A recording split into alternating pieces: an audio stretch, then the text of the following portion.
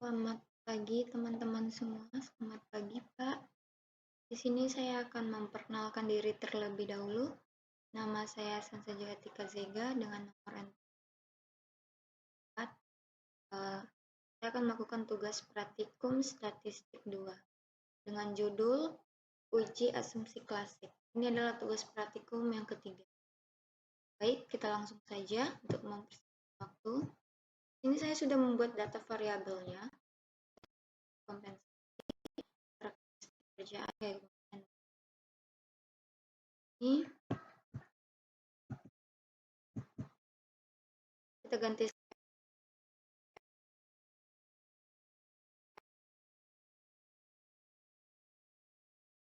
data.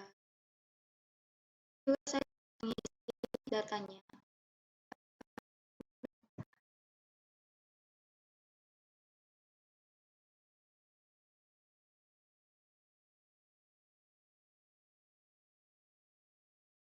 Uji asumsi kelas. Pertama adalah regression.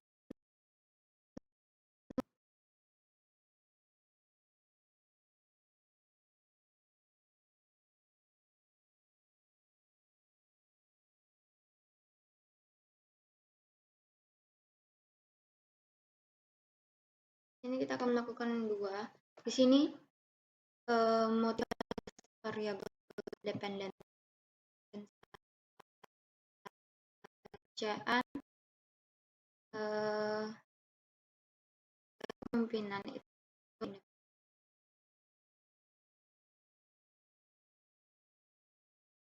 klik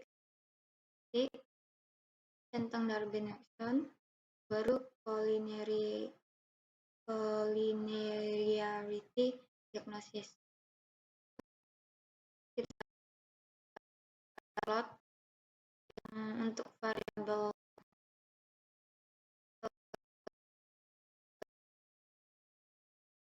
X-nya red. Histogram dan juga normal probability plot. Continue. Ini untuk uji asumsi klasik yang 4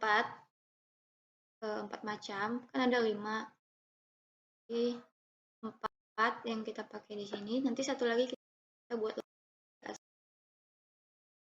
linearitas.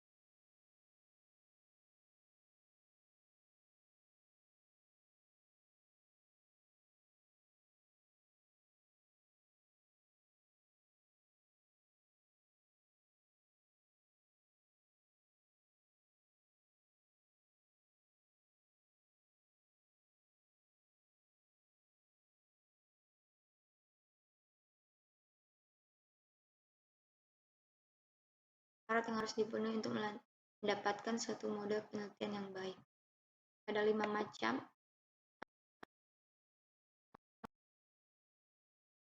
Uji normalitas dilakukan menguji apakah dalam sebuah model regresi variabel independen dan variabel dependen atau kedua mempunyai distribusi normal atau tidak. Di sini kita program dan plot.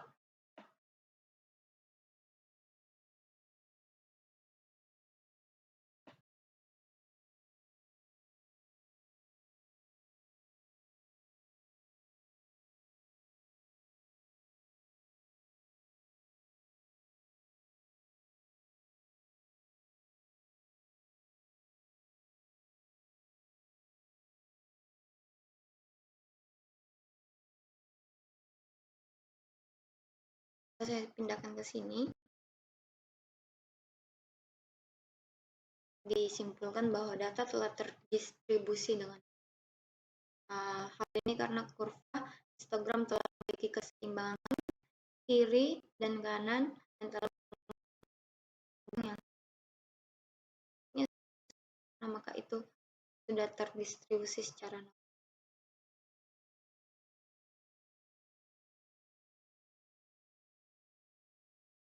Di sini kata kuncinya adalah titik-titik penyebaran data menyebar mendekati garis kriol.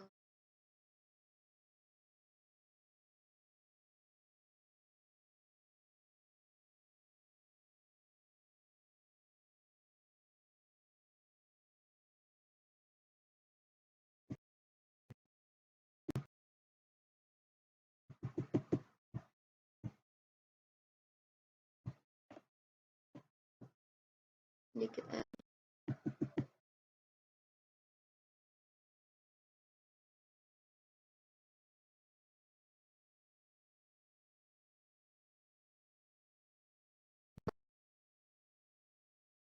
perhatikan garis probability plot di mana variabel telah terdistribusi secara normal. Hal ini dikarenakan titik-titik penyebaran data menyebar garis diagonal. Ini garis diagonalnya. Garis diagonal. Maka dia sudah terdistribusi secara normal. Lanjut ke uji linearitas. Pengujian ini dilakukan untuk mengetahui hubungan terjadi antara variabel bebas dan variabel terikatnya. Nah, kata kuncinya dalam pengujian regresi linear, variabel yang baik adalah variabel yang memiliki hubungan yang linear antara variabel bebas dengan variabel dinyatakan memiliki hubungan linear yang dinilai deviation from linearity lebih besar dari 0,05 atau sehitung lebih besar dari 0,05.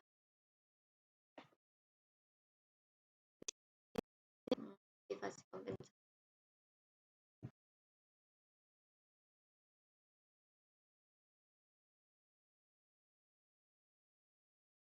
Ya, motivasi kompensasi. Ini kita bisa lihat nilai deviation from linearity adalah sebesar 0,000. Nilai tersebut lebih kecil dari 0,05 atau sehitungnya 0,000 kurang dari 0,0. Hasil tersebut menunjukkan bahwa hubungan antara kompensasi dengan motivasi adalah hubungan yang tidak linear karena lebih kecil, ya. Kedua adalah tabel motivasi karakteristik pekerja.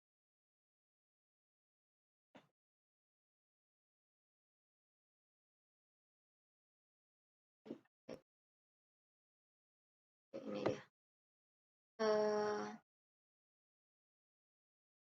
Di sini kita bisa lihat sebesar menunjukkan bahwa nilai deviation from linearity adalah sebesar 0,177. Nilai tersebut lebih besar daripada 0,05. Hasil tersebut menunjukkan bahwa hubungan antara karakteristik pekerjaan dengan motivasi adalah hubungan.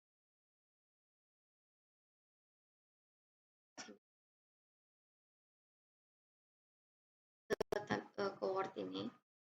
Yang ketiga, kepemimpinan.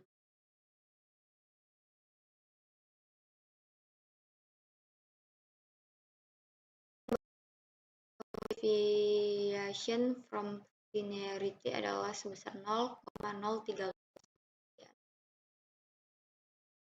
Lebih kecil dari 0,05. Hasil tersebut menunjukkan bahwa hubungan antara gaya kepemimpinan motivasi adalah hubungan tidak linear. Kita lanjut. Baik, kita bisa dari motivasi gaya kepemimpinan ini adalah hubungan yang ketiga, linearitas. Di sini pengujian dapat dilihat melalui nilai toleransi dan varian inflation factor atau FIF.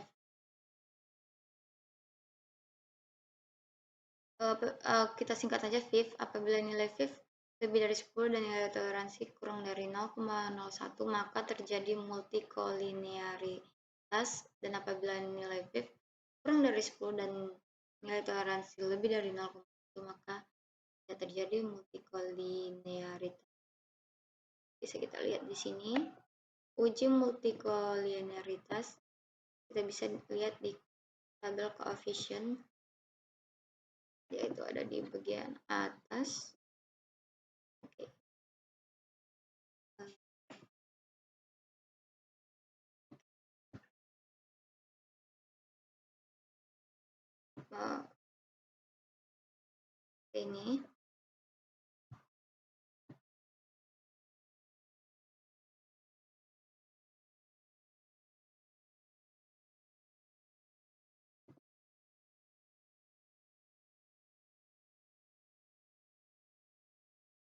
Ini dia. Berdasarkan tabel kelima ini, nilai toleransi dan FIF dan dari variabel kompensasi adalah sebesar 0,496. Bisa kita pastikan ya, di atas. Dan FIF-nya adalah 2,017. Pas ya. Itu khusus untuk kompensasi. Dan yang kedua adalah karakteristik kerjaan.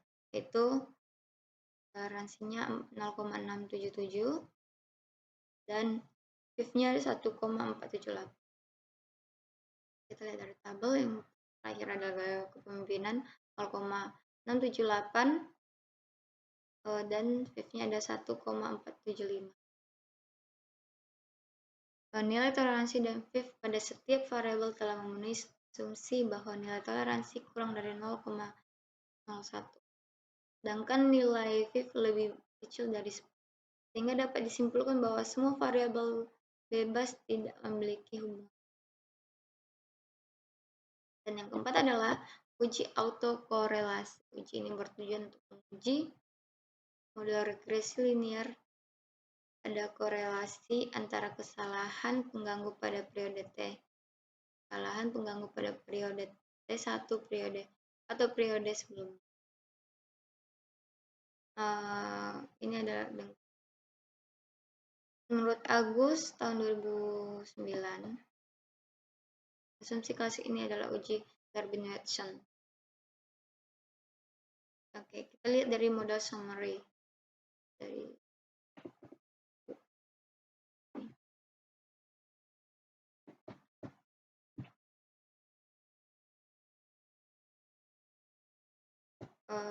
Ini kita lihat dari Darwin-Watsonnya 1,038.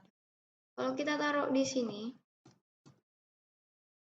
1,638, yaitu berarti 1,638 lebih kecil lagi 1,65 dari 1,0,638, dan 1,0638 lebih kecil dari 2,35, maka tidak ada autokorelasinya. Simpulkan bahwa data-data penelitian ini telah terkena gejala autokorelasi.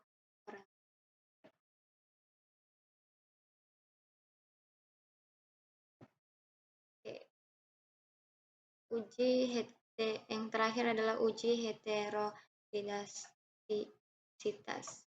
Pengujian ini digunakan untuk melihat apakah dalam sebuah model regresi terjadi ketidaksamaan varian dari residual dalam rangkaian suatu pengamatan ke pengamatan. Kita lihat ini.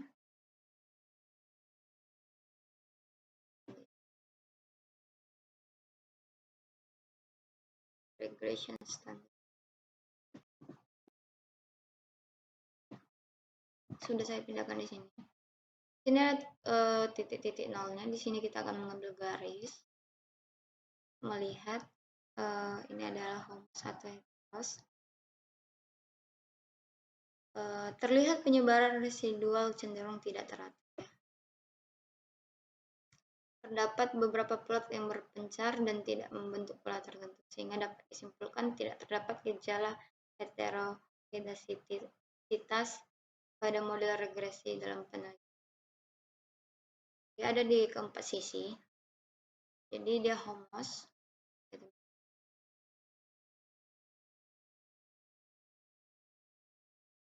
Dia menggunakan diagram scatter plot. Oke.